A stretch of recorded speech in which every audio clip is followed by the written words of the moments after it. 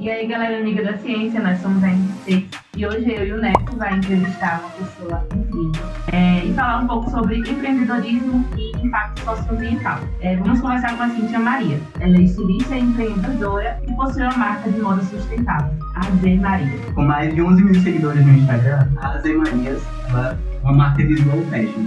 Ela visa trazer sustentabilidade, representatividade de corpos reais e cultura africana para o mundo da moda. Se você ficou curioso e quer conhecer um pouquinho da história da Cíntia, fica aí depois da vinheta.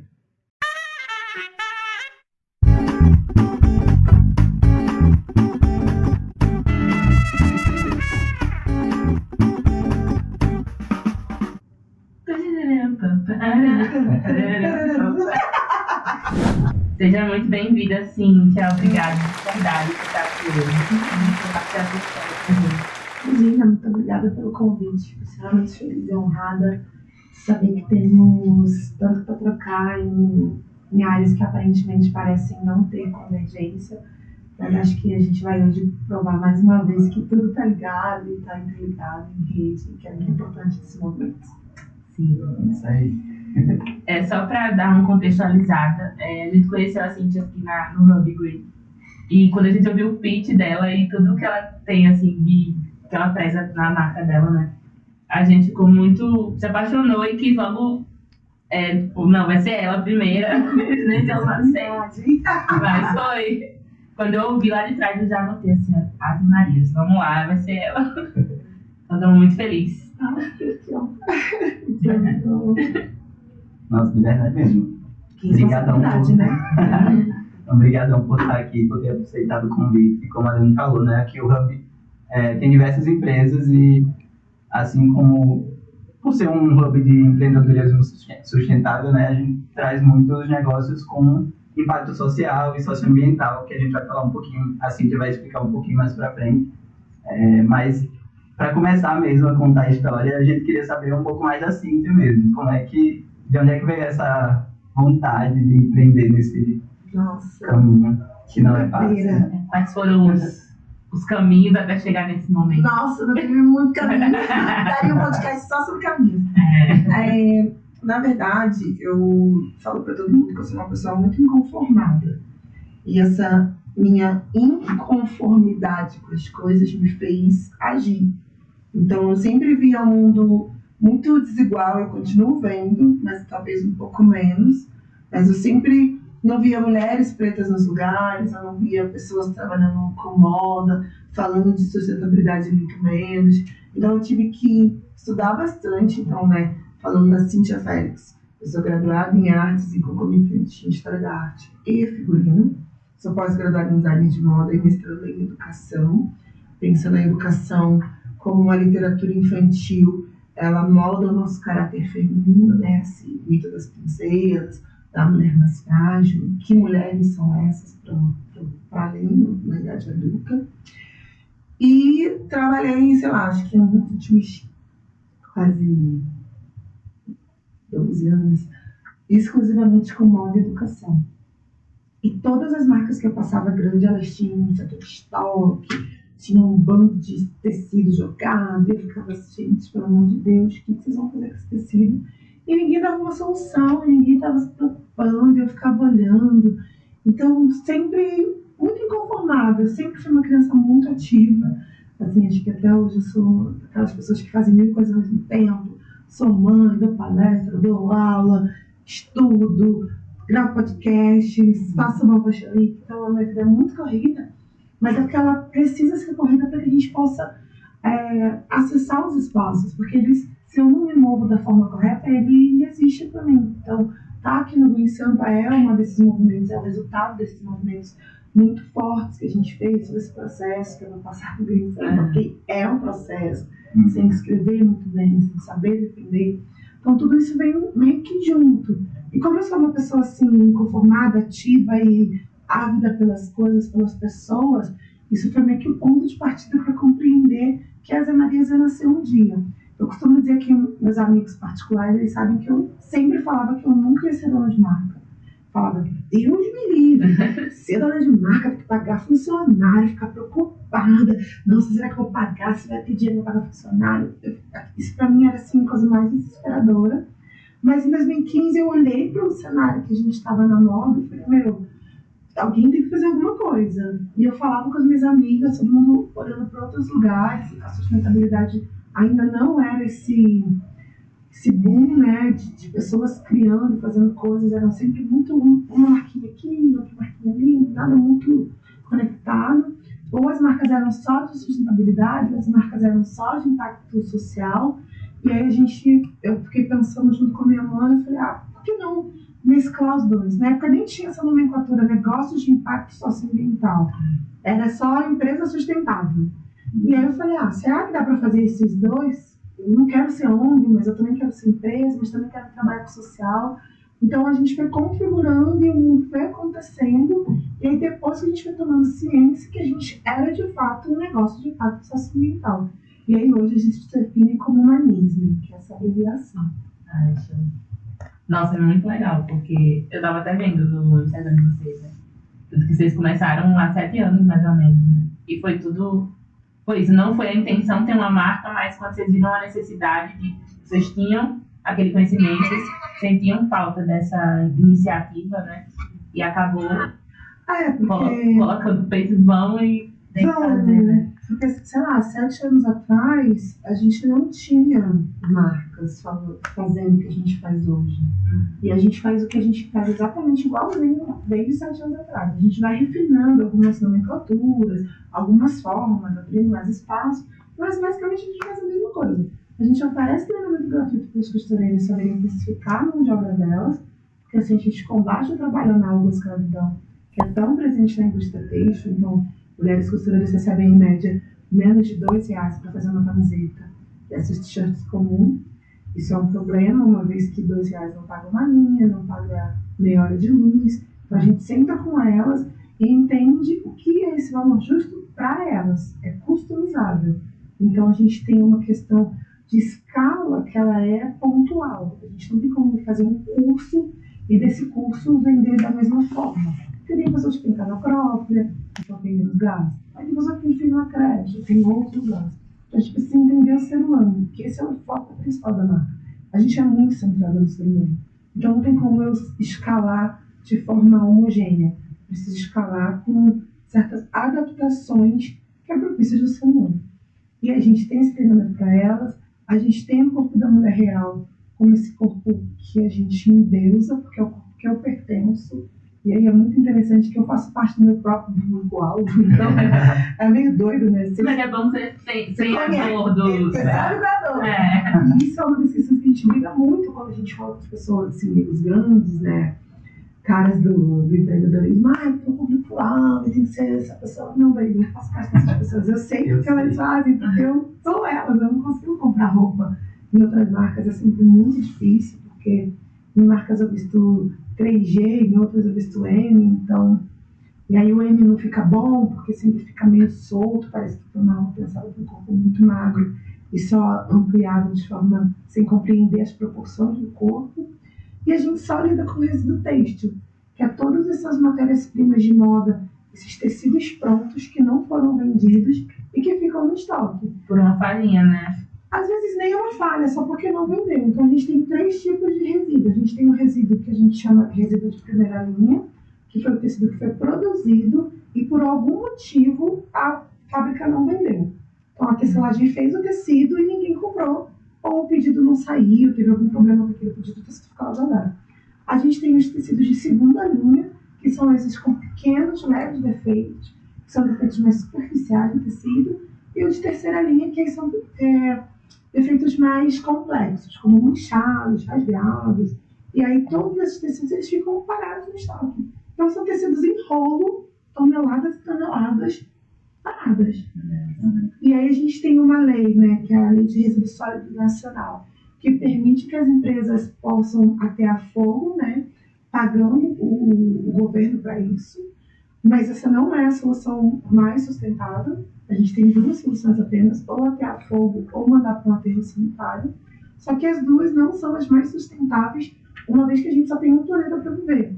Então eu não posso tacar fogo e comprometer gases, e eu não posso enterrar para não comprometer o solo e, consequentemente, a água. Então a gente fica numa sinuca. E quando eu tive o vislumbre de criar a marca, eu falava, gente, como assim? Você está com fogo no tecido, está tudo bem, bora que bora, e semana que vem a gente taca mais. Então a gente foi muito forte e muito dura nesse sentido, porque não adianta eu ter todos esses marcadores de sustentabilidade se a gente não se compromete em resolver o que já está pronto, que é o tecido que já passou pelo processo fabril, que é o tecido que já passou por todas as questões, mas que ele está parado. Então vamos exercitar nossa criatividade como criadores de moda para pensar soluções criativas para aquele tecido, que é basicamente o que a gente faz. Nossa, que é bizarro a gente não ter consciência disso, porque tipo, é algo tão intrínseco no nosso dia a dia, o consumo de roupa, que a gente não tem ideia. Tipo, quando a gente parou para ler sobre a marca, desde a época que a gente viu o pitch, que a gente começou a ler e procurar sobre isso, né? Aí eu vi alguns números, como eu trouxe aqui, por exemplo, só o Brasil descarta hoje mais de 4 milhões de toneladas todos estes resíduos. Esses são 3 que você falou, basicamente. Mas não é desdobra. A gente tem os resíduos sólidos que são menores, porque a gente tem 2 nomenclaturas, resíduo e retalho. Resíduo é todo tecido maior de 1 metro e retalho é todo tecido menor de 1 metro. Porque essas 2 nomenclaturas são importantes para a gente compreender escalas de negócio. O que é retalho você não consegue fazer em grande quantidade, o que é resíduo você consegue até fazer em grande quantidade, dependendo da quantidade de tecido que você tem. Só em São Paulo, isso unindo Brás e Bom Retiro, a gente tem por dia 63 toneladas. Caraca. Todos os dias. Como que isso é os dados da reciclação, que é a instituição do Estado de São Paulo. E todo dia, assim, se vocês fizerem essa pesquisa às 4 horas da tarde, 4h30, vai lá no Brás. Vocês vão ver sacos e sacos e sacos de tecido, de retalho. Para ser descartado para ser jogado no lixo misturado. Lixo de cozinha, com banheiro. Tem uns que jogam na calçada. E aí nem cumpre a lei, né? Que é encaminhar também para de forma correta. Realmente faz sentido. Porque quando eu tinha visto em uma notícia que essa seria a indústria que, só depois da indústria do petróleo, seria a que mais polui. E a gente, com esse aporte que você está falando, E a gente vê que tem muita... Porque é bom saber disso, por exemplo, de ter... Na verdade, assim, aí, como é que você descobriu que você poderia comprar esses tecidos, ou você pega gratuitamente? Aí, isso foi uma pesquisa, na verdade, porque quando, em 2015, quando a gente resolveu abrir, eu trabalhava numa empresa que estava falindo, e aí eles me pagaram metade da minha rescisão em dinheiro, e a outra metade eu escolhi em tecidos e aviamentos para startar a Zé Maria. E aí eu comecei a conversar com as minhas amigas que trabalhavam em outras marcas. Olha, aí tem um setor chamado estoque? Tem. Você conseguiu mandar uma foto? Vamos tomar um café e me conta o que você viu lá? Então, todas as marcas tinham um galpão chamado estoque, que ninguém sabia o que tinha dentro, mas sabia que tudo que não queria jogava lá. E eu falei, gente, se na marca que eu trabalho tem isso, e a gente tem, sei lá, 50, 100 marcas só no Rio de Janeiro, a gente está falando de muito tecido. E aí depois eu fui começar a pesquisar, e foi quando eu comecei a ter esse match Rio-São Paulo, na época que a gente fundou a Zé Maria, a gente estava no Rio. Hoje eu moro há 3 anos em São Paulo. Então eu comecei a vir para São Paulo para ir nas fábricas do Brás. E aí nas fábricas batiam também, se tem resíduo aí? O que seria um resíduo? Tecido assim, tem um resíduo aqui. Tem isso aqui. E fui começando a conhecer esse universo de lojas especializadas em vender resíduo. Existe só aqui em São Paulo e no Sul. E eu visitei os 2 polos para entender como que era isso, porque eu via tecidos incríveis vendendo no quilo, tipo, R$5. Eu falava, gente, mas esse tecido você vai comprar, ele é tipo R$40 o metro. Então tem toda uma lógica mercadológica que existe para o resíduo têxtil, para evitar que as marcas joguem de forma indiscriminada no lixão ou até em fogo. A questão é, algumas marcas não querem vender os seus resíduos, elas preferem guardar, e aí dá bichinho, e aí quando começa esse estado de decomposição, ela descarta. E aí a gente começa a fazer parcerias com algumas empresas. O Grupo Soma é um parceiro, então assim, uma vez por mês, ou a cada 2 meses a gente vai até o Rio, aí eu entro lá no setor de estoque deles, que é um estoque gigantesco, é perder de vista, aí dou uns esbregues neles, falo, gente, pelo amor de Deus, olha isso aqui, um monte de tecido, aí eles me dão alguns tecidos. Claro que sim, como a gente opera de forma pequena, eu ainda não tenho fluxo de absorção que o mercado precisa. Então acontece às vezes as pessoas ligarem e falam assim, olha, eu tenho um retalho e tal, quero muito dar para vocês. Eu falo, putz, retalho a gente não consegue trabalhar. Ah, mas tem tal empresa que funciona. Ah, mas essa empresa não quer agora. Então, tudo depende também de como a sociedade enxerga as possibilidades desses tecidos. E aí, quando a gente tem possibilidade, a gente consegue fazer coisas incríveis. Eu fiquei pensando, porque minha mãe é costureira e o pessoal vai muito assim. A gente chega no Brás, o tecido é 3 vezes mais barato do que é no bairro. Tudo bem, a gente entende que lá no bairro ele compra do Brás, precisa vender mais caro. Mas tem muita gente que acha que não é o mesmo tecido, que não é igual que é mais barato, então é pior. E para quem faz, quem conhece, a gente sabe que é a mesma coisa, né? Então é meio que concentrar o pessoal também. Sim, e por isso que a gente tem um treinamento gratuito para as costureiras. Porque uma vez que elas compreendem quanto custa o valor da hora dela e, consequentemente, o valor da hora que ela emprega na composição, na construção daquela peça, ela não precisa ir no Brás comprar. Ela tem dinheiro para comprar no Brás dela. Então ela economiza tempo, que é um dos fatores mais que a gente não repõe, a gente só doa. A gente economiza combustível, porque ela não precisa pegar ônibus, não pelo nada. A gente economiza, a gente só tem economia. E aí a gente tem um fomento local. Que aí, ao invés de ela ter que ir ao Brás, ela vai comprar um vizinho dela e ela vai saber, não, é o mesmo tecido, eu tenho poder aquisitivo para isso. Porque o que muito acontece é que às vezes as costureiras, por não ter o poder aquisitivo, elas preferem se deslocar, voltar para casa com um monte de sacola, no ônibus cheio, no metrô cheio, para ter essa economia, um pouco de lucro. Mas quando ela compreende que ela pode ter lucro a partir da precificação correta da sua mão de obra, que o mercado sim a explora, aí ela consegue comprar e ela fala, não é sobre eu não ter dinheiro, eu posso comprar aqui no bairro, tá tudo bem, não preciso lá. E reconhecer o seu trabalho, né? Porque se tem cliente é porque o trabalho é bom. Exato. E é isso mesmo. Nossa. E aí entra a minha curiosidade em relação a como é realmente o funcionamento do seu negócio. Tanto para, sei lá, pensando nessa vertente de pessoas, de costureiras interessadas no problema e também no problema pessoal, quanto para quem quer, já está vendo aqui, quem já pensa um pouquinho nesse problema e quer incorporar isso realmente no seu dia a dia. Apesar de sermos uma empresa que opera de forma pequena, as nossas operações são muito robustas. Assim, robustas no quesito de compreensão do que a gente quer fazer mesmo. Então, vou dar alguns exemplos. Tipo, dentro das Marias, a gente tem uma política de plástico 10%. Então, a gente só tem 10% para usar de plástico. O que isso significa? Quando a pessoa compra lá na casa dela uma roupa das Marias, ela nunca vai receber uma roupa no plástico. Ela vai receber dentro de uma caixa reutilizada de um sistema que já existe aqui em São Paulo, que é de reaproveitamento de caixas. Então, as fábricas de papelão fabricam as caixas, sobra as caixas, eles revendem para uma pessoa. Oi, Vitão! Que é o Vitão, meu parceiro lá do Brás. Então, caixas, então, por favor. E aí ele compra essas caixas e revende essas caixas. Então, aí eu vou lá e compro dele, aí a gente manda para o cliente, e o único plástico que vai nessa estruturação toda inteira é o plástico que cola a etiqueta na caixa. Então ele não vai receber um saquinho igual quando a gente compra na Shein, na Netshoes, que você recebe um saco, você pega o saco, amassa e joga fora. A gente chama esse saco de saco plástico de um único uso, porque você só pega de um lugar e joga pro outro. Então não tem necessidade de usá-lo. Então a gente tem essa política.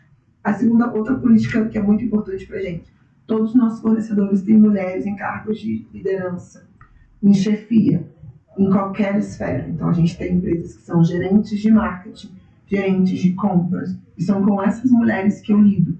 Eu não faço esse negócio diretamente com os caras, embora eles aprovem muitas questões. Mas, geralmente, a minha porta de entrada é pelas mulheres, porque isso faz um mote da empresa, a gente está falando de outras questões.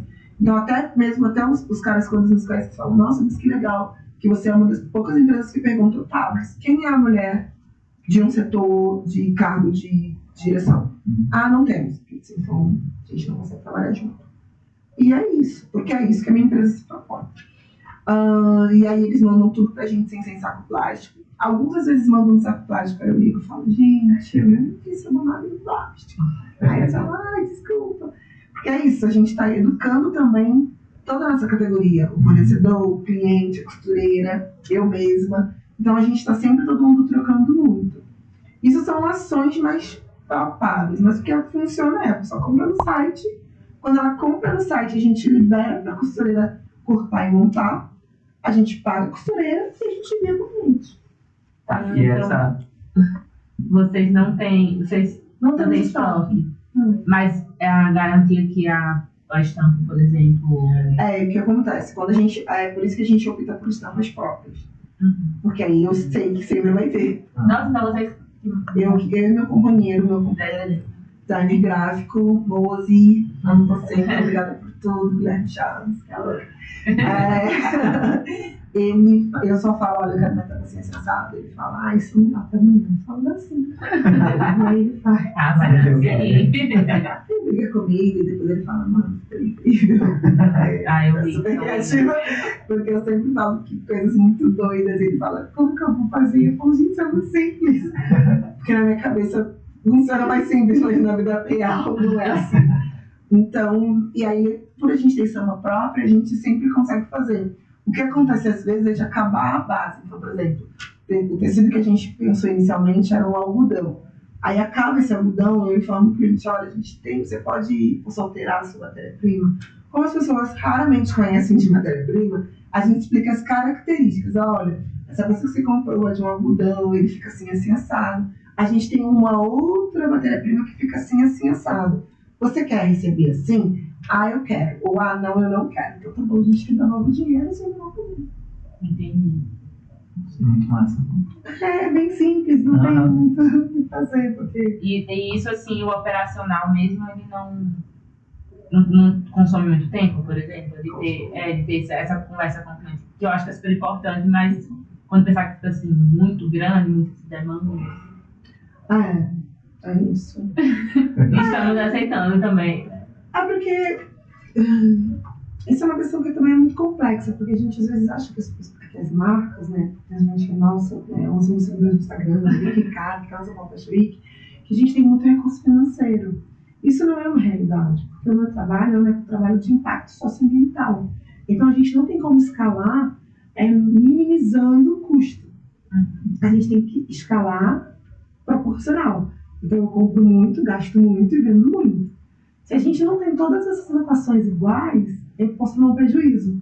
Então eu prefiro escalar de forma muito devagar, com muita consistência, e aí sim, é uma questão que demanda muito do meu tempo, Cíntia Félix, porque eu quase respondo quase todo mundo. Só quando chega assim no mês do desfile que aí outras pessoas assumem, mas de modo geral sou eu que estou ali com as pessoas, defendendo com elas, e falando com elas, e respondendo, com a maior calma e sim, nos tempos vagos, no metrô, no ônibus, de madrugada, ali sentado segurando para gravar um podcast. É nesses espaços, assim, mas é porque eu realmente não abro mão de ter esse contato mais direto, porque esse contato direto me garante que as pessoas elas se sentem bem acolhidas quando a gente está dentro das Zé Marias. Embora não seja uma marca que tem uma loja, todo mundo que compra que a gente fala, eu sou super bem tratada, nossa, a Cíntia mandou mensagem e ela mandou um áudio. Então a gente opera em outro lugar, que é o lugar do dono da marca ser muito próximo. E eu não quero perder isso crescendo. Quero sempre que as pessoas que trabalham comigo, tem a Maísa, tem o Gabi, tem a Clara, são pessoas que assim, eles falam como se fosse eu, que eles me conhecem. Então é o mesmo jeito que eu trato, eles levam isso para as pessoas. Não, vamos fazer assim, o que você acha? Você gosta, você não gosta? E a gente vai criando um novo mundo, um novo mercado, um novo modo de consumir roupa. Porque roupa é o último estágio do que a gente faz várias outras coisas. A roupa é só a visualização das coisas que as pessoas não conseguem ver.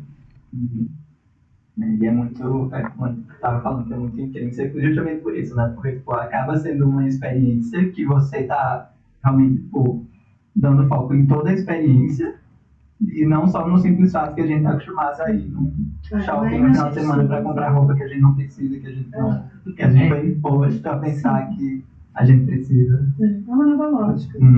E isso demanda tempo, demanda recursos financeiros e demanda corpo. Então, quando eu pensei em ter as Zé Marias da primeira vez, que a gente ainda fez aquele representante, eu falei, se é para entrar nisso, eu tenho que entrar com muita paixão, de entender que é isso, eu não vou poder abrir, eu abro mão de muita coisa. Eu abro mão de estar com a minha filha, eu abro mão de estar com a minha companheira, eu abro mão de fazer coisas muito simples, tipo, sei lá, ir ao cinema não vou super à tarde. Eu tenho muitas demandas. E hoje você é full time desde Quando... não. Ah, não? Não. Ah, então isso também. Isso também impacta, porque eu dou aula em 2 instituições. Eu sou professora na São Paulo Escola de Dança, no curso de figurino da dança, e sou docente do Senac lá para Fausto, no curso de produção de moda, estilismo, não vai, porque lá eu dou várias aulas. E ainda dou palestra, e ainda dou mentoria. E ainda participa de oficina. Então, assim. Não dorme. Basicamente. Quando chega assim, você é cansado. Então, eu me pergunto, eu falo, gente, eu estou sempre cansada.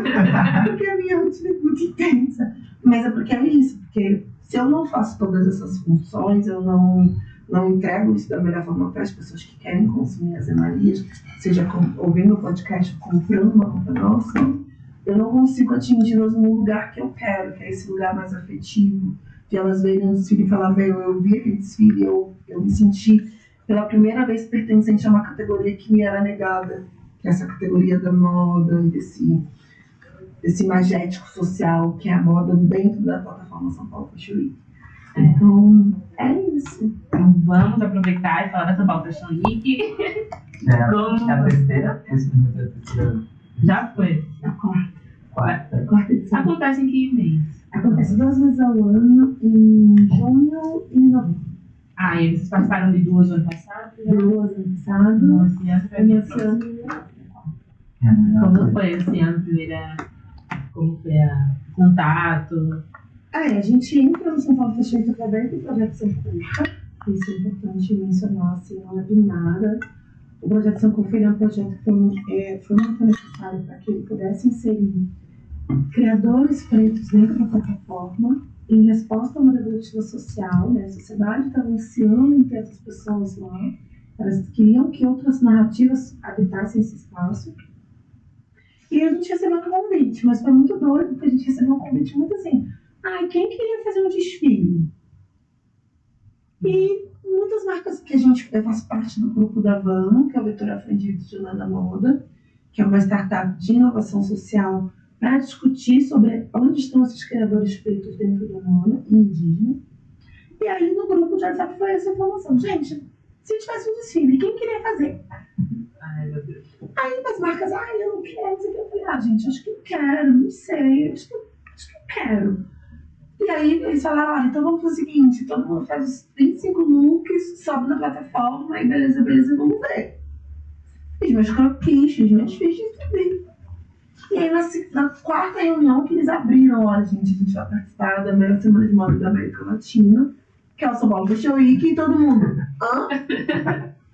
E aí ficou tipo, caramba, olha a responsabilidade. 8 marcas de pessoas pretas vindo de diversos lugares do país.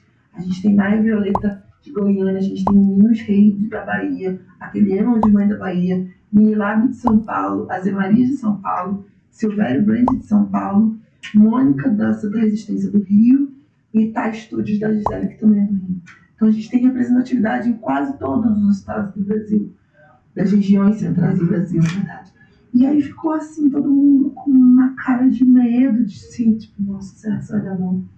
E aí a gente fez o primeiro em junho de 2021, a gente estava no auge da pandemia, não teve edição física, então foi só online, foi ótimo, foi incrível, a gente ficou super feliz, mas é uma dinâmica de online, então é outra história. E aí em novembro de 2021 a gente fez nosso primeiro presencial, que foi no Pavilhão das Culturas, lá no Parentedão da Bienal, e aí foi, eu acho que o mundo veio abaixo, assim. Acho que a comunidade da moda não estava preparada para tantos criadores com tantos olhares diferentes sobre modas pretas. Porque eu compreendo moda preta como uma moda que é feita por pessoas pretas. Não necessariamente tecidos africanos, não necessariamente colorido. Qualquer moda que passa pela mão de pessoas pretas, ela é uma moda afro-brasileira. Afro-brasileira porque estamos no Brasil. No nosso caso também afro-diaspórica porque estamos fora do nosso continente humano. Mas foi assim, um caos, a gente ficou tipo, meu Deus, e a gente repetiu agora em junho de 2022 esse sucesso, dou sempre graças por isso, críticas incríveis, a gente fez críticas sociais, forma muito séria, com muita qualidade, porque eram coisas que a gente queria falar já. Então você precisa da oportunidade. Eu costumo dizer que sorte é igual preparo e oportunidade. Eu estava preparada e não tinha oportunidade. Quando teve oportunidade, o negócio se enganou. Vamos embora. E agora estamos às beiras do próximo de novembro já está aqui na portinha, dia 19. E toda São Paulo Fashion Week é uma coleção nova. Toda São Paulo Fashion Week é uma coleção nova. E vocês trabalham essa coleção depois no site? Tudo vai pro site. Algumas peças a gente faz um desdobramento comercial, né? Porque nem tudo que está no desfile a gente consegue levar daquele jeito para um processo de produção, que é mais o conceito. Tem, só para aproveitar, porque a gente vem desfilando coisas algumas vezes exageradas, porque acho que é pelo conceito mesmo. Não é que essa pessoa é toda de jeans, depois a peça você não vai usar o mesmo look. Nesse caso de vocês trazem looks que vão ser realmente eficazes e uns que são... Exato, os dois. A Semarias, ela sempre se posiciona na São Paulo como uma marca que apresenta coleções mistas. Uma parte da coleção ela está do jeito que vai para o site e uma parte da coleção a gente ainda precisa ver se ela realmente vai desenganar. Então, às vezes, a gente mata aquela roupa, assim, a gente mata aquela referência, ela não vai existir no site, porque ela só existe no processo do desfile. Porque aí a gente entende que as costureiras, ou que fica caro demais o processo produtivo, caro demais que eu digo, são muitas horas para elas fazerem, e aí elas já me sinalizam assim, ó, isso aqui da produção não funciona. Ou por alguma viabilidade externa, sei lá, o beneficiamento que eu escolhi não vou conseguir fazer mais. E todas essas outras questões, porque a gente opera da forma que é. Nossa, mas parabéns mesmo. Eu acho que, como você falou, a maior semana de moda da América Latina, então acho que traz visibilidade boa tanto para lá, né? Porque ele precisa, né? E para vocês também. Sim. Vocês cresceram bem assim, depois disso? A gente cresceu bastante, assim, a gente teve um crescimento, principalmente de seguidores, né? Que isso é normal dessa semana de moda. E aconteceu, acho que em junho desse ano, a gente teve a nossa conta hackeada no Instagram. E foi um caos, a gente ficou 4 dias sem conta. E aí eu usei todo o poder das redes sociais. Então, gente, usem as redes sociais de forma inteligente e estratégica. Pode olhar pra ali, ó. Vou olhar pra cá. Gente, usem as redes sociais de forma estratégicas e inteligentes. Vocês precisam fazer isso, porque tem muita gente na rede social que apoia tudo de vocês. Basicamente, o que aconteceu foi que a nossa conta caiu. Alguém hackeou uma agência que trabalhou conosco um tempo atrás, quando a gente estava aqui no Baitec, e deletou todas as contas de todos os clientes. E eles já não faziam mais parte das Semarias, mas ainda estavam com os nossos logins. Então, deletou nossa conta, isso foi tipo uma sexta-feira. Meu Deus. Aí, olha o desespero, a gente acabava de levar essa conta de e aí a conta só. Não. Eu chorei, eu me desesperei, Guilherme, te amo, obrigada pela porra. Aí eu falei, eu vou pro Instagram, eu vou reclamar. E aí eu comecei a fazer stories, tipo, de hora em hora eu fazia stories, marcava o Instagram. Na conta pessoal? Da minha conta pessoal, falando que das Semarias sumiu e tirava print, porque eu tinha os prints antigos da conta. E aí, não sei como esse negócio tomou uma proporção dentro da rede social gigante, que pessoas que não me conheciam começaram a me conhecer, porque aí muitas modelos que fizeram os nossos desfiles, que acabaram de fazer desfile, começaram a falar, calma aí, a gente acabou de fazer essa bomba cheia, vocês roubaram a conta da gata, volta com a conta da gata. E aí alguém no Instagram entrou em contato comigo. E falou, eu tô lá no Instagram, o que aconteceu? Isso foi na mesma sexta-feira. Eu falei, aconteceu isso, tô desesperada. Aí a pessoa falou, calma que a gente vai tentar resolver. E aí na terça-feira a nossa conta voltou. Mas Deus, assim, o orixá existe e eu sou a prova. Porque foi de sexta pra terça. Foi um prazo muito curto. E aí a gente voltou e aí logo em seguida a gente pediu a verificação e aí veio, porque enfim, somos uma marca, estamos aí com várias questões. E aí foi tudo muito assim, se conectando. Eu também faço parte da rede de líderes do Facebook, que é uma iniciativa global do Facebook para esses criadores de marcas e de conteúdos, para pensar soluções dentro da meta. Isso também ajudou um pouco, porque eu pedi para todo mundo, mandei no grupo do WhatsApp, gente, minha conta caiu, todos esperando. Chama o Marco agora, manda pra ele. Em em vez de ele fazer meta-meta, tem que resolver meta-meta. O negócio fluiu assim, mas na verdade o poder é da rede social, das pessoas que acreditam no nosso trabalho. Porque às vezes a gente, quando está empreendendo, a gente acha que está muito sozinho, tipo, estou fazendo aqui, não vendo, ou ninguém me liga para mim. Não, é que às vezes é isso. As pessoas estão engajadas em outras questões que elas conseguem.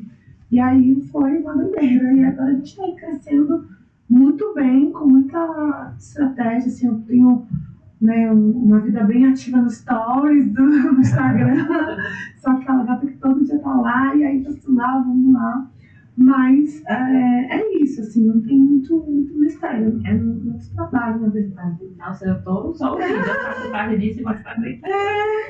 Isso é um exemplo real, assim, porque eu sei que toma muito tempo, mas, tipo, com certeza você colhe e vai colher muitos frutos com isso, né? Tanto de aprendizado mesmo, porque não é só retorno financeiro que a gente precisa receber, a gente crescimento pessoal mesmo e poder ajudar outras pessoas com isso, né? Eu acho isso muito foda. E quando eu crescer, eu vou ser assim, igual você. Não, você vai ser o melhor. Você vai ultrapassar essa linha aqui já para outros lugares. Porque acho que é isso, assim, a gente precisa ter exemplos. Porque acaba que a gente não tem exemplos.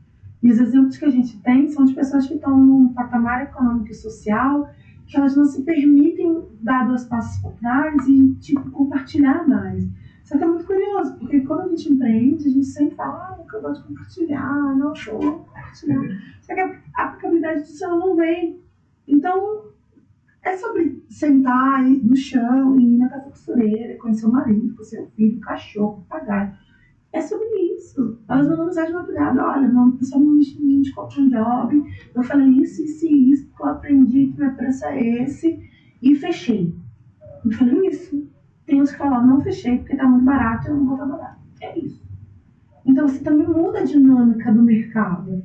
Tanto que a gente vê algumas empresas praticando preços mais justos, a gente vê empresas de fora tendo castings mais diversos, porque eles estão olhando tudo, assim, a gente está no mundo ligado pela rede social.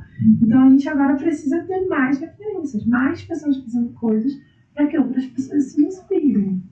Mas, assim, quando a gente vê agora, por exemplo, algumas marcas já trazendo mais plus size, mais pessoas negras, você acha que tem também muito ainda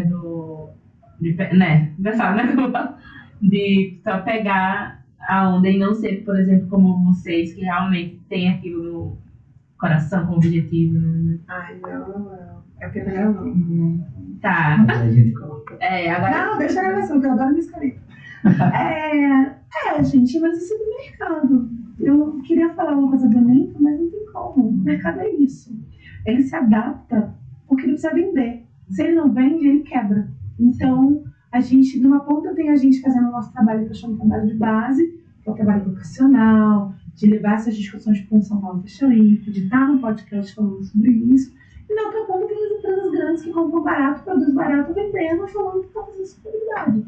Mas você vê a estrutura, ela não é sustentável. Ela não conversa com as costureiras, não conversa com as mulheres. Então, assim, mas é isso. E aí, hoje, o consumidor, por isso que a gente fala muito desse consumidor ativista, de empregue seu dinheiro nas empresas pequenas. É por isso.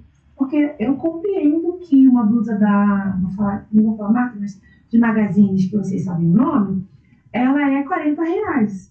Mas é porque essa pessoa compra uma tonelada de tecido, produz 3.000 peças, tem não sei quantos mil pontos. Então, óbvio que ela vai conseguir facilidades para comprar tecido, para produzir, diferente de uma empresa que compra 10 metros, que vai fazer 15 peças. Então, esses preços eles não podem basilar no mesmo lugar. Você não pode pegar uma empresa pequena e botar no mesmo balaio que uma empresa desses portes. O que você tem que fazer é pressionar a empresa desse porte para ter, sim, as mesmas práticas que a empresa pequena. E comprar da empresa pequena. Mas é caro. Tudo bem, também compreendo, mas aí a gente vai trabalhando com cartão de crédito, parcelando de carnê, a gente vai fazendo de outras formas. Porque me parece, às vezes, que a gente usa essa desculpa de que é mais barato para não enxergar o problema. Só que pagar mais barato na Shein não vai fazer o problema sumir. Não vai. A Shein aí tá cheia de problemas. Canal 4 aí acabou de desmascarar mais uma vez que eles têm inúmeros problemas de transparências. As costureiras trabalham mais de 20 horas para ganhar, às vezes, $1. E esses problemas só vão... A galera realmente só vai começar a mudar e ser um consumidor ativista quando ele começar a receber essas informações de cara, né? Que não comprou. Legal, tá com 20 reais, puxa, show. Então eu vou juntar esse meu 20, mês que vem eu vou comprar mais 20 e vou comprar a camisa da fulana, que é 80. Ter consciência mesmo do que eu acho que a primeira vez que eu comecei a ouvir falar tanto de fast fashion quanto de slow fashion foi, eu acho, em 2016, acho que quando saiu um documentário na Netflix, acho que The True Cost. Isso. Mas, tipo, e aí é bizarro, assim, mostra a realidade de que teve um acidente também muito grave em Bangladesh. 2013, né? E, tipo, gente, até então eu nunca nem passou pela minha cabeça nada do tipo. Sim. É muito doido, porque isso aconteceu em 2013 em Bangladesh. As marcas que estavam envolvidas, H&M, Forever 21, tinha uma outra que eu esqueci o nome. Aí elas mudaram a operação delas de Bangladesh para outro lugar e continua a mesma coisa. E aí nasceu a Shein, nesse meio tempo, de 2013 para agora. E a Shein, muito espertamente, né, isso é uma tecnologia mesmo, eles compreenderam como a gente consome moda a partir da rede social, com os boots de inteligência para entender a sua pesquisa, e em 7 dias eles fazem a pesquisa e o produto está pronto para vender. 7 dias. A gente está falando de 1 semana e 2 dias que tecnicamente são folga. Então, se em 7 dias você consegue pesquisar, modelar, cortar, costurar, estampar, fotografar, produzir e botar no site, a gente está falando de uma estrutura enorme com pessoas que dentro do processo estão trabalhando na longa escravidão, sim. Porque é impossível você fazer tudo isso em 7 dias. Só Deus, né? Que fez um em 7 dias. Mas aí eu não é a gente aqui. A gente não tem esse poder. Então é isso, assim. Acho que tem esses pontos. E a gente tem que, sim, botar o dedo na ferida. E o dedo na ferida é esse. Será que a gente está realmente comprometido como pessoas, assim, para além das marcas? Estamos comprometidos com essas questões? Porque a gente reclama quando é o nosso trabalho. Tipo, a pessoa me contratou, quer botar valor no meu trabalho. Mas você está fazendo isso que você acabou da Shein. Alguém nessa estrutura ganha 50 centavos e você não está ligando para ela. Consciente ou não, você sabe. Exato. E hoje em dia, com toda hora tem uma blogueira falando sobre isso, toda hora na televisão, acho que é bem consciente. E tá tudo bem, mas depois não reclamem. É isso, a gente não pode ir se aliviando nesse lugar.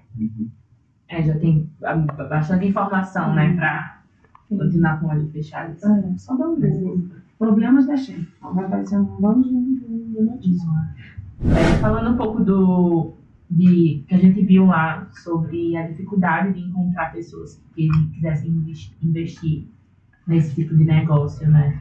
As incubadoras e tudo mais. E eu assisto Shark Tank. Eu também. E muito legal o programa. Já vi mais, agora eu também. Também. Mas eu sinto que tem algumas questões ainda que até eles próprios não se importam. Não compreendem. Não se importam mesmo. Então, já passou por muitas, como foi, teve alguns processos que deram certo. Assim, por isso que eu falei que quando eu abri as Marias, eu fui estudar. Porque a primeira coisa que eu fui entender é, tá, beleza, eu vou abrir uma marca, entendo de moda. Não entendo nada de negócios. Continuo não entendendo, tá? É difícil, né? Que é isso? Porque a lógica do negócio é você minimizar os custos e maximizar o lucro. Essa é a lógica imposta em qualquer negócio. E aí é uma crítica ao Shark Tank por isso. Porque eu não tenho como fazer isso, porque o meu negócio, ele não é um varejo como qualquer outro, ele é um varejo barra de impacto socioambiental. Então, se a pessoa não tiver o social em primeiro plano, o ambiental em primeiro plano, e no terceiro plano, o econômico, para ele, o meu negócio não faz sentido. E a gente já ouviu isso várias vezes.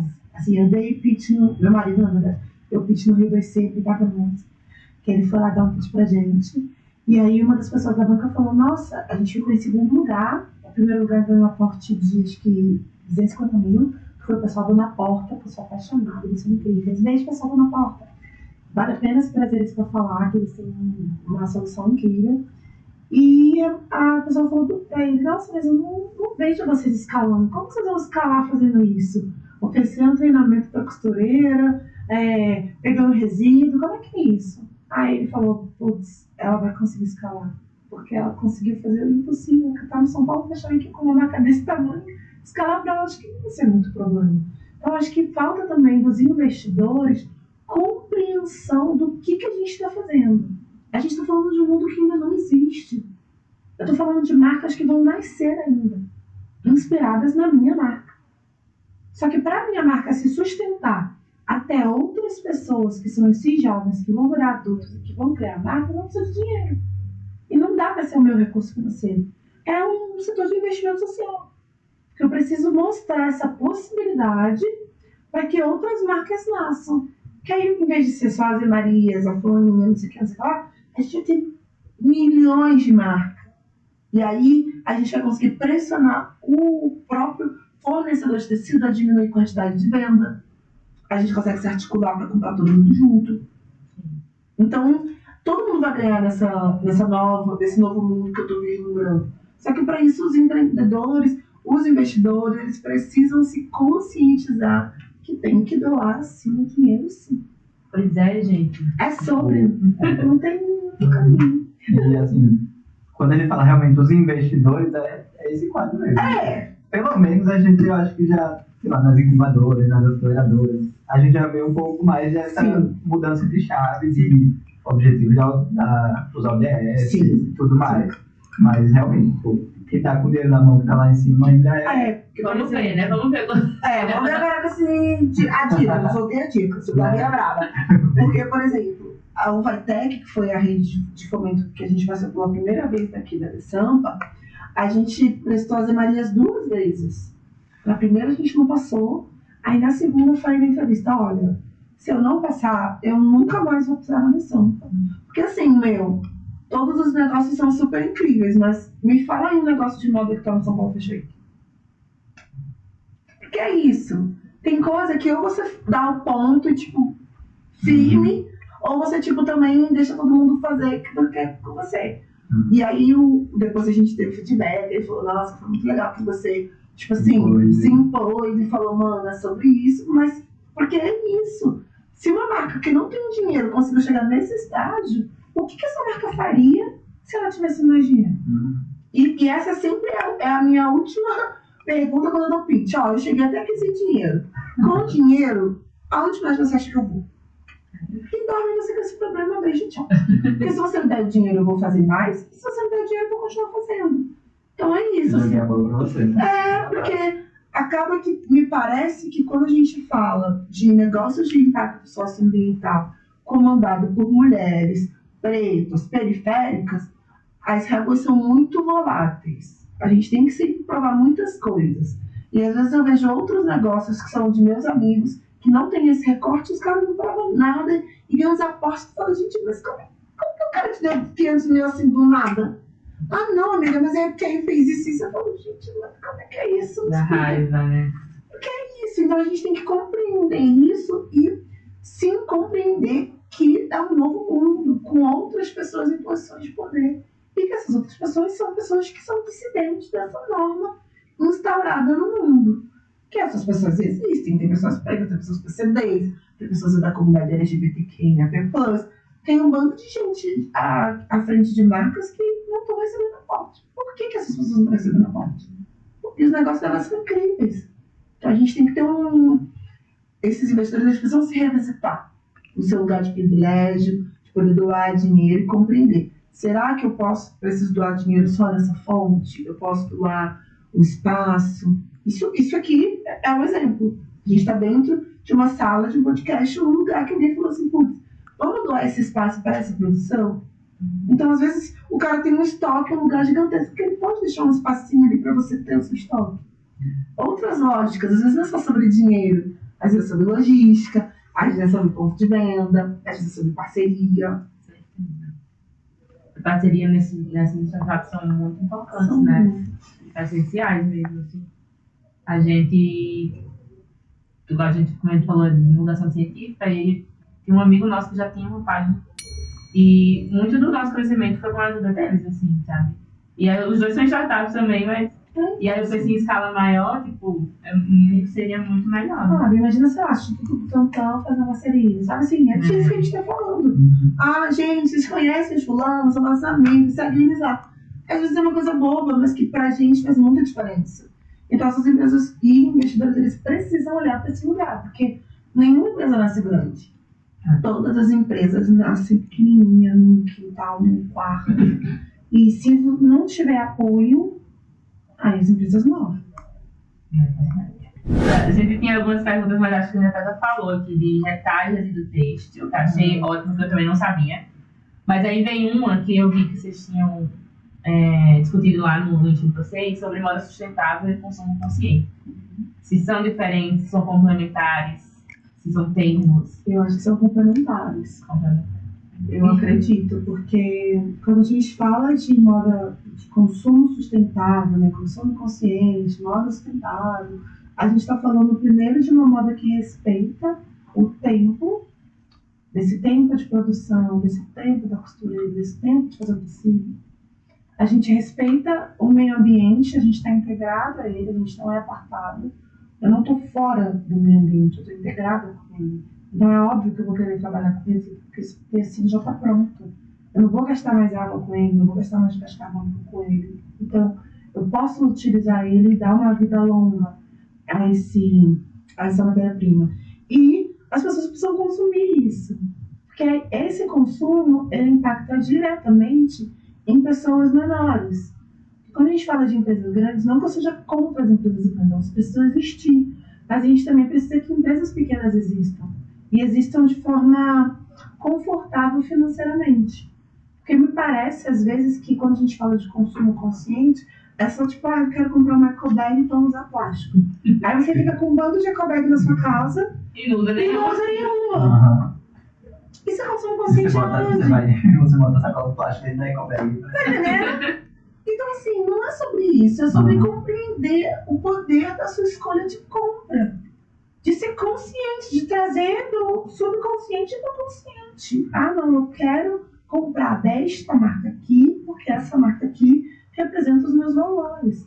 Eu vou comprar roupa todo mês? Não, porque eu não consigo, porque é caro, não combino, mas eu vou comprar 2 vezes ou uma vez a cada 2 meses. E aí você vai diversificando, um dia você compra nela, um dia você compra na Shein, um dia você compra na outra, Aí todo mundo dentro do nosso sistema da moda e da nossa indústria ganha.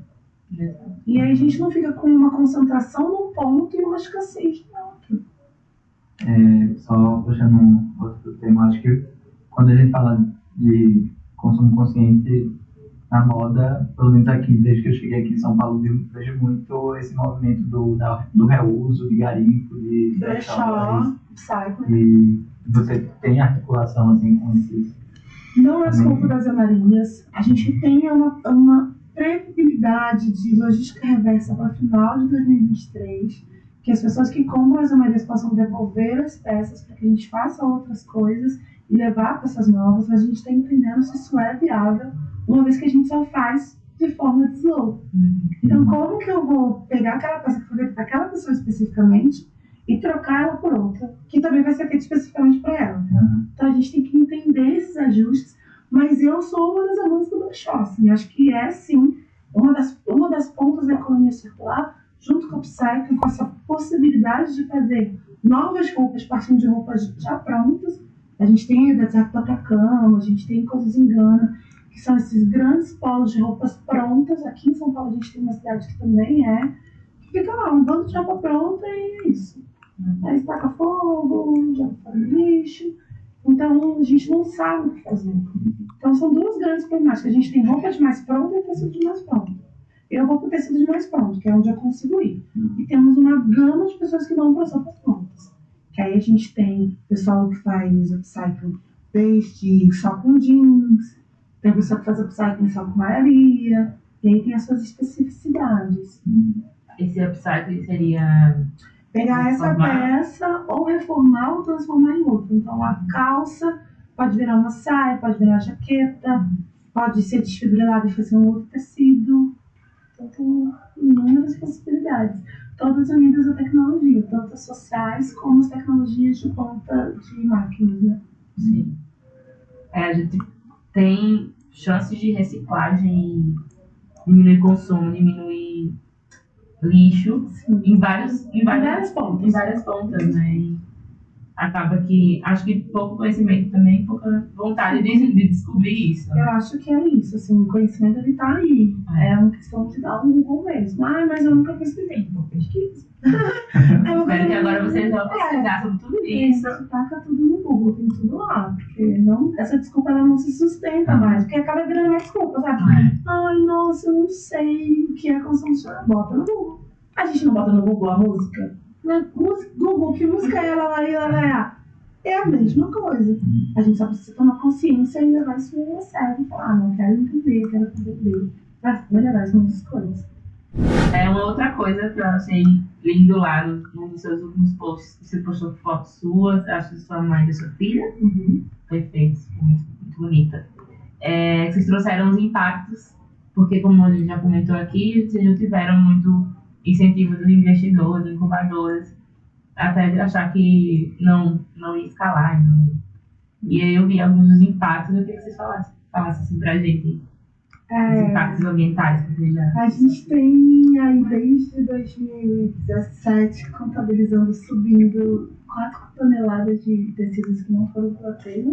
Então, é muito tecido.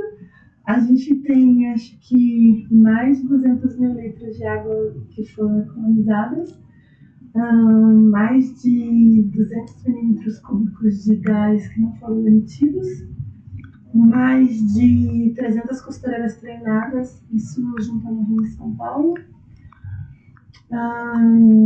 mais de 1.000 pessoas impactadas diretas ou indiretamente pelos nossos desfiles. Eu estou falando de equipe de staff, modelos, mais de 50 modelos fazendo sua estreia dentro da plataforma São Paulo Fashion Week. E a gente está falando de modelos fora do padrão, né? Modelos livres fora do padrão.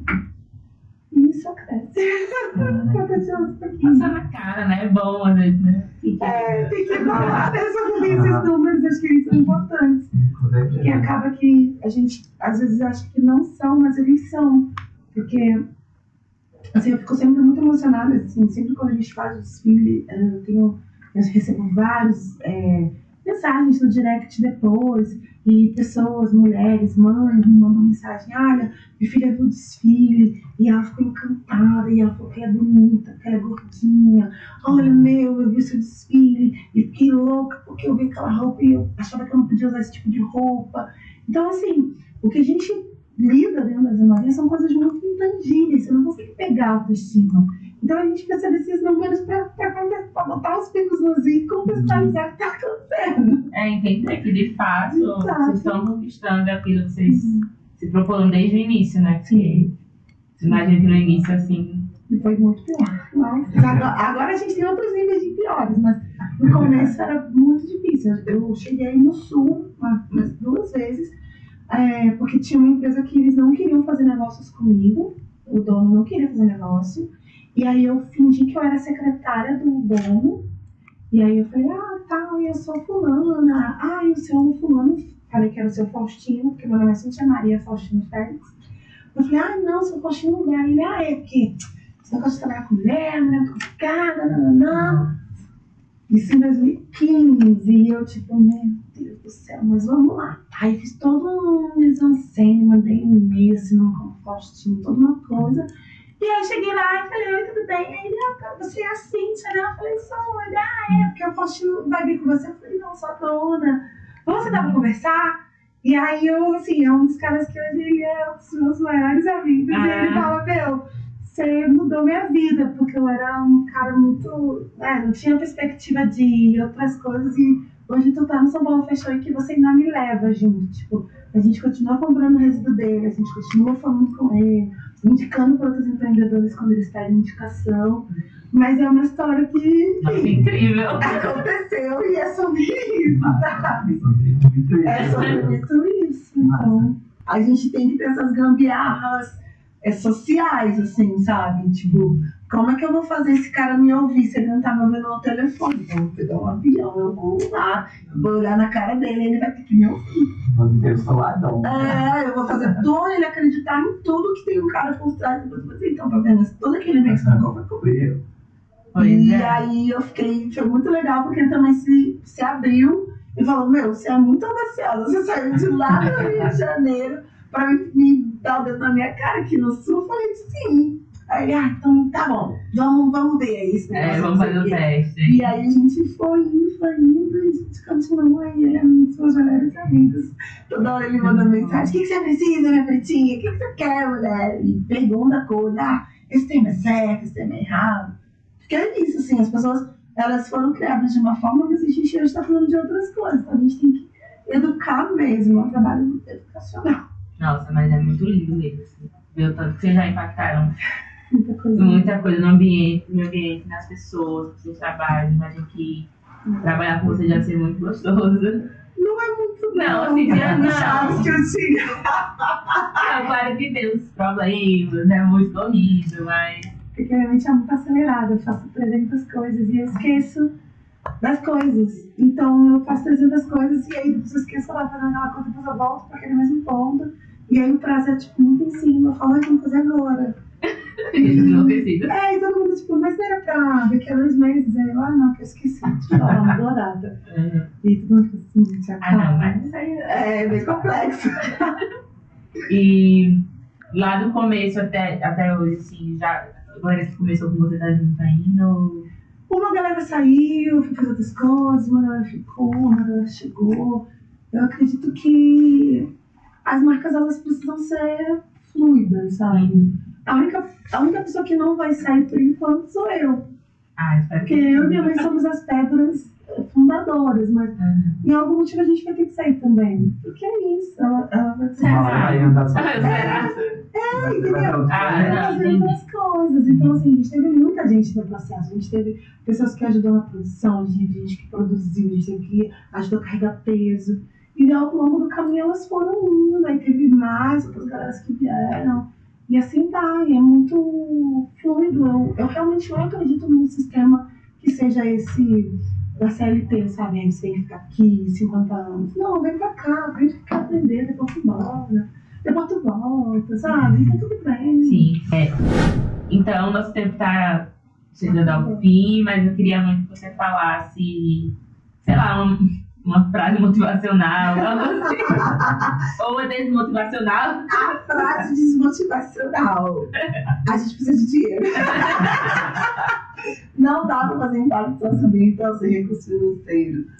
Mas dá para fazer impacto socioambiental sem recurso financeiro. Tá. Então, acho que a minha melhor dica para uma pessoa que, enfim, se interessa pelo assunto, façam networking, conheçam pessoas. Às vezes uma pessoa que você acha que não vai dar em nada, ela vai te indicar para uma coisa, e quando você vê, vai acontecer uma coisa muito incrível.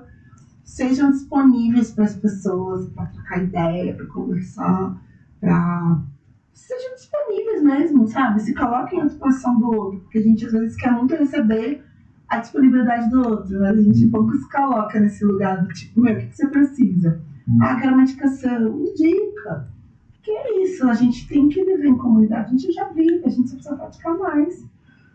Consumo de pessoas que produzem de forma pequena, impulsione os negócios dos amigos de vocês, tipo, compartilha, não custa nada, né? Compartilhar, né? Aquelas coisas que a gente faz as fofocas famosas. Compartilha seu amigo, fala, gente, curte aqui uma amiga, aquela primeira doce. Compre das pessoas do seu entorno. Tipo, fazer a festa da minha filha, no meu caso. Todo ano eu faço festa da Maria. Eu sempre consumo das pessoas do meu entorno, do meu bairro. Se é almoço doce, é almoço doce do bairro. Se é de salgado, é de salgado do bairro. Porque é isso, para que essas pessoas tenham condições financeiras igual a gente tem. E a gente também está criando. E é isso. É isso. Incrível.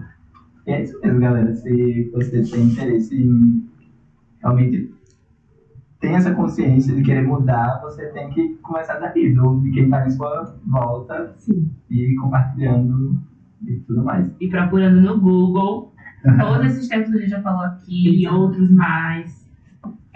Vamos tentar realmente ser Sempre, né? consumidores ativos. Né? Consumidores conscientes ativos. E Cíntia, muito, muito, muito obrigado por hoje. Foi, aprendi muita coisa. Continuamos assim, com a admiração maior ainda do seu negócio. Desejamos tudo de melhor, que ele cresça muito. E obrigadão mesmo por hoje, por estar aqui compartilhando a sua história e a sua marca com a gente. Imagina, sempre vem. Muito obrigada. Chama que eu venho. Tá Foi uma delícia. bom. Então é isso. Muito obrigada a você que ficou até aqui com a gente. Se gostou, deixa o like no vídeo, comenta e também compartilha com os amigos. A gente precisa muito, né? Que vocês façam isso. Se inscreva no nosso canal do YouTube, ative o sininho para sempre receber notificações. Sigam a gente no Instagram, que é @mp3__. Lembrando que esse vídeo vai estar tanto no YouTube quanto também nos tocadores de podcast, Spotify, entre outros. Terminamos por aqui e esperamos você no próximo. Valeu. Valeu, galera. Tchau, beijo.